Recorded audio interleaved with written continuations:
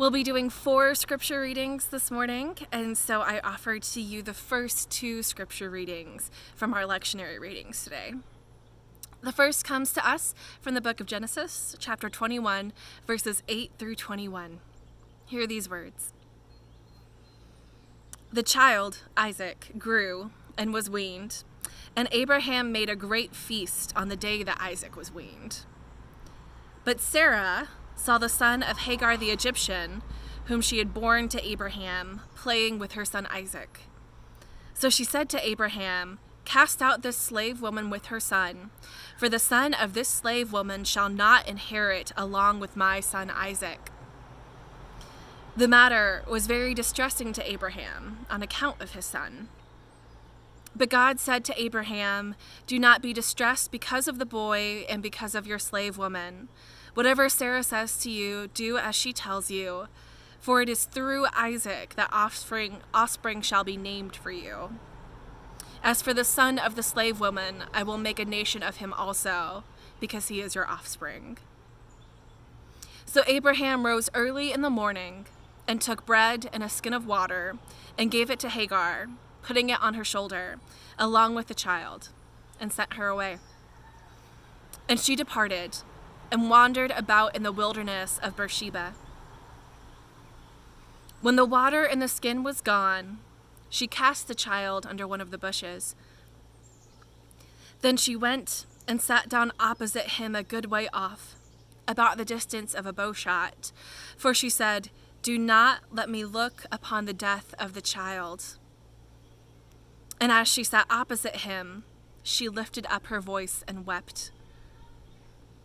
And God heard the voice of the boy, and the angel of God called to Hagar from heaven and said to her, "What troubles you, Hagar? Do not be afraid, for God has heard the voice of the boy where he is. Come, lift up the boy and hold him fast with your hand, for I will make a great nation of him." Then God opened her eyes, and she saw a well of water. She went and filled the skin with water and gave the boy a drink. God was with the boy, and he grew up. He lived in the wilderness and became an expert with the bow. He lived in the wilderness of Paran, and his mother got a wife for him from the land of Egypt. Here ends this reading. Our psalm reading this morning is from Psalm 86, verses 1 through 10 and 16 through 17. Hear these words.